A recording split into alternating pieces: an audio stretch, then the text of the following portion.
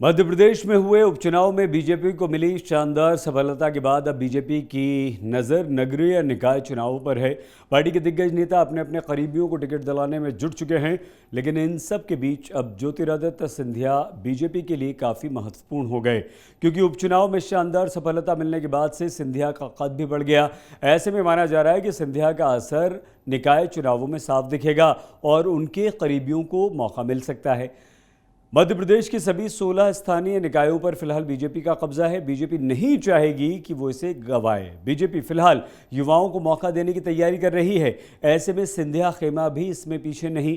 उपचुनाव की तर्ज पर सिंधिया खेमा अपने करीबियों को टिकट दिलाने के मूड में है, क्योंकि जब सिंधिया ने कांग्रेस छोड़ी थी तो उनके हजारों समर्थकों ने उनका साथ देते हुए बीजेपी ज्वाइन की थी। ऐसे में ज्योतिरादित्य सिंधिया के ऊपर दबाव है कि वो अपने समर्थकों को टिकट दिलवाएं। ऐसे में सिंधिया खेमा चाहता है कि निकाय चुनाव में उनके समर्थकों को ज़्यादा से ज़्यादा टिकट दिए जाएं।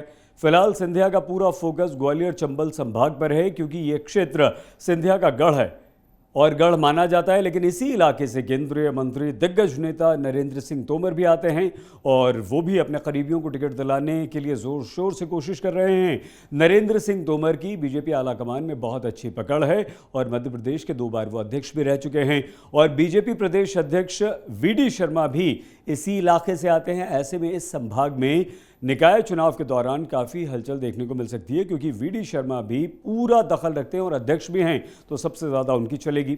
हम आपको ये भी बता दें कि बीजेपी 2023 के विधानसभा और 2024 के लोकसभा चुनावों से पहले मध्य प्रदेश में युवाओं को अपने साथ जोड़ने की बड़ी तैयारी कर रही है। युवाओं पर ज़्यादा फोकस बीजेपी का इस समय है। ज्योतिरादित्य सिंधिया खुद को युवा नेतृत्व के तौर पर पेश कर रहे हैं, तो प्रदेश अध्यक्ष वी.डी. शर्मा अपने कार्यकाल में पार्टी की सत्ता वापसी, उपचुनाव में भारी जीत, कांग्रेस में लगातार सेंध से मजबूत हो रहे हैं।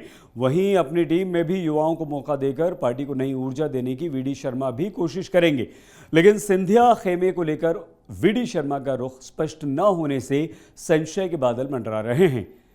सिंधिया खेमा चाहता है कि जब युवाओं को अवसर देना है तो उनके साथ बीजेपी ज्वाइन करने वाले युवाओं को मौका मिले, और उसमें कई सारे युवा चेहरे हैं जिन्होंने उपचुनाव में काफ़ी मेहनत की है।